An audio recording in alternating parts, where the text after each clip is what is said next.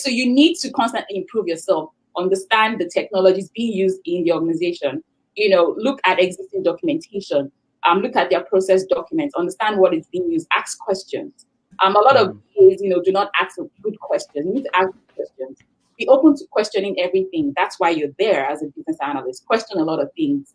And the truth, your stakeholders may not really know what they want.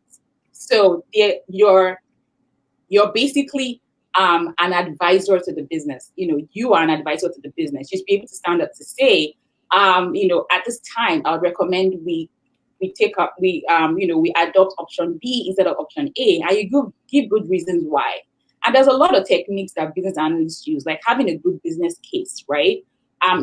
Say, okay, these are the costs and the benefits, these are the risks and the assumptions, based on what I have done as a business analyst. So that makes you a lot more bold, a lot more confident, because you've done your research, you have a good case, right? So being able to leverage the soft skills you have to actually influence your stakeholders after doing all the hard work, because you could do all the hard work and have a good business case, and you have stakeholders that are really just difficult and you really don't know how to work with them. So understanding how to adapt to people's communication styles too as well is also very key.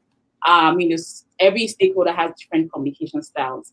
Knowing who your stakeholders are, knowing the kind of communication styles that work for them is also key. So these are the things that if you can really, really, really get a good grasp of this, when you move into the business analyst role, it will definitely help you, in the initial stages, because these are things that business analysts struggle with when they move into the business analyst role.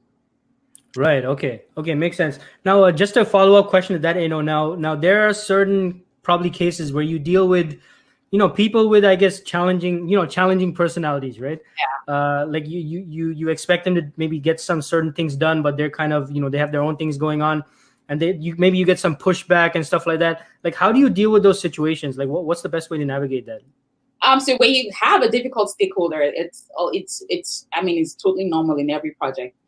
So first of all, you should have done your stakeholder analysis, right? So there are techniques you can use to learn how to analyze your stakeholders and kind of map them and even have personas for them. So from the get-go, the level of influence, the level of impact on your project, and the level of support they're giving you on your project. When you have a difficult stakeholder, you have to use your influencing and negotiation skills to get that stakeholder on your side.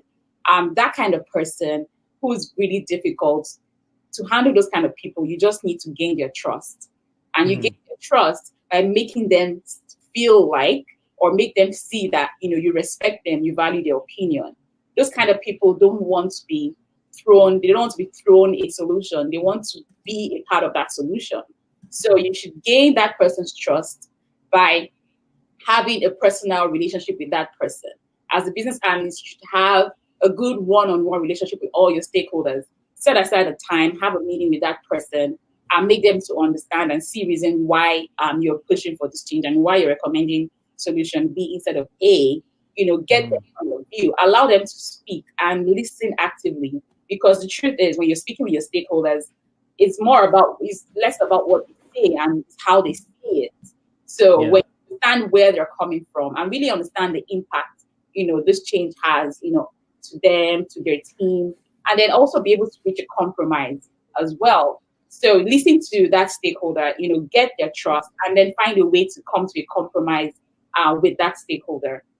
So you shouldn't be pushy as a business analyst. You should be open to listening to people, communicating effectively, and making them to really understand that you get their point, you understand, what they really want, and try to come to a compromise with your stakeholders. Because the truth is, you need everyone's support at every point in time. That's why you should, adapt to their communication style. Some people like you to actually have a one-on-one with them or have a brief with them before you come to to the general meeting to talk about it. So you have their support and you've gotten their buy-in before. So when you have stakeholders who have very high influence on your project, who have very high impact as well, you want to make sure that these people are always on your side at all times. And that's where your interpersonal skills come in. Okay, amazing. And sometimes from what I've heard, as a recruiter speaking to so many BAs, Yeah, sometimes all it takes is, just one unhappy stakeholder who and you don't have their buy-in to yeah, really stall a project, right? yeah, true. And and it might just be having a chat over coffee and getting to know Yeah. what they want. And the truth is, a lot of times they have a good point, right? So Mhm. people just feel like we've been using this solution for decades. Why do you want to come change it now? Because it's just a new thing. It's probably just another shiny object, right? It's just too Yeah. shiny, right? Why do we need to make this change? So you have to be able to make them see reason why that change has to be done. Okay, amazing, amazing. And now obviously, give